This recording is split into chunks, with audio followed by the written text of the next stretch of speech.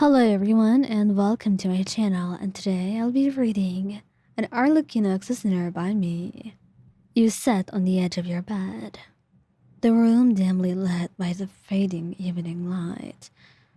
The heavy velvet curtains are drawn, casting long dark shadows that danced on the walls. You hold a small sharp blade in your trembling hand, your mind a storm of emotions too intense to bear. You felt trapped, desperate for a release from the overwhelming pain. The thoughts in your mind, more painful than anything you could physically feel. And yet, it did not stop you from seeking that physical pain, if only to stop that overwhelming pain that came from your thoughts. The door to your room creaked open slightly, and a figure stepped in. It's Arlecchino, her presence as commanding and unnerving as ever. Her eyes, sharp and piercing, immediately lock onto your blade. It is terrifying the moment this happens. Wyan, she says, her voice a mixture of concern and authority. What are you doing?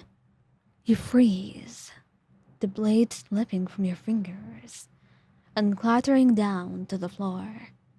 Tears well up in your eyes as you struggle to find words, but they escape you, leaving you with only a choking sob and nothing to explain what you just did. And faced with Arlecchino and her overwhelming aura, nothing could come out of your mouth except for your muffled cries.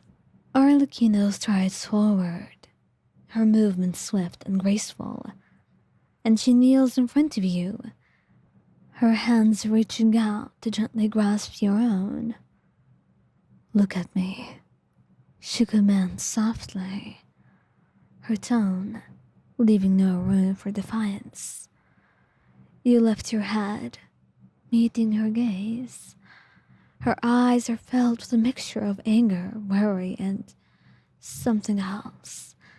Something that almost looks like fear. It's so strange to see on her, so unfamiliar. It almost looks wrong. Why? She asks, her voice softer now, almost a whisper. Why would you do this to yourself? You swallow hard, trying to steady your voice, to find it in the first place.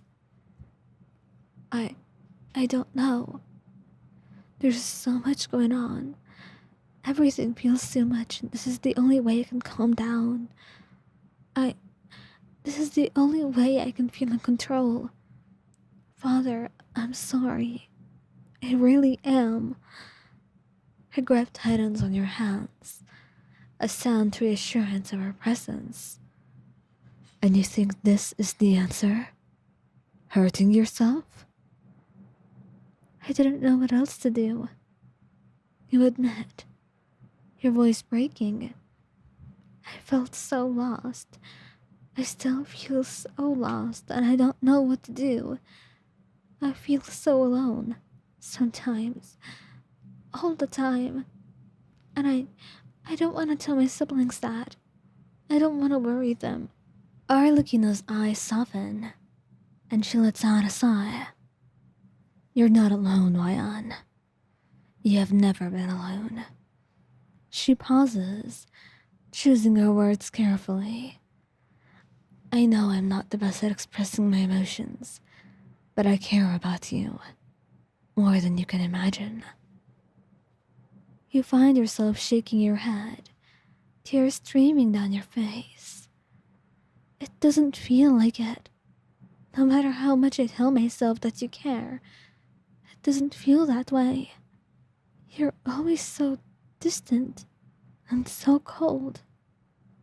You find yourself saying, even though there's this voice in your head telling you not to go further, not to tell her everything like this.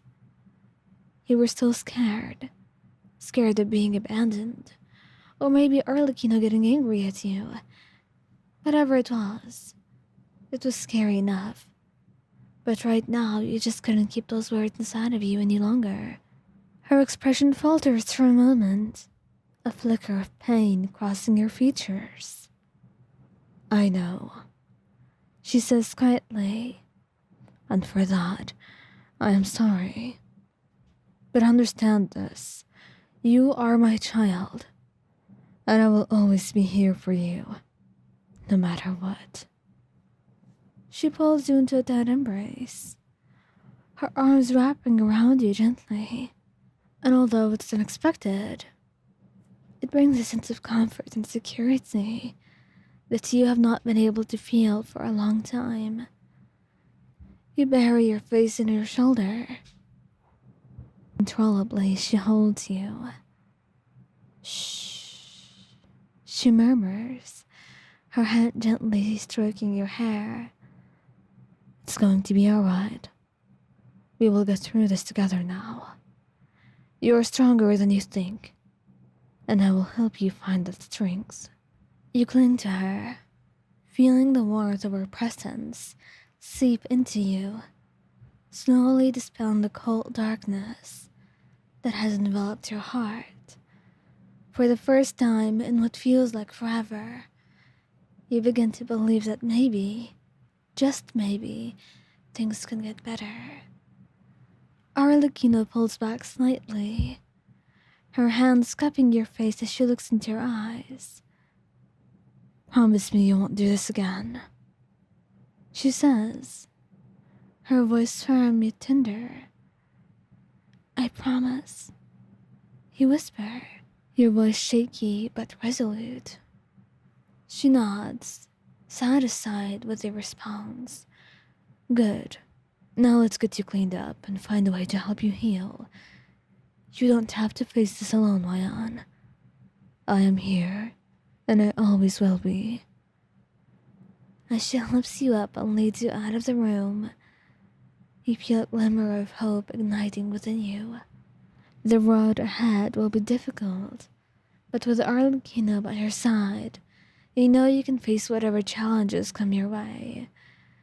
The House of the Hearth, once a place of shadows and secrets, now holds the promise of healing and a new beginning.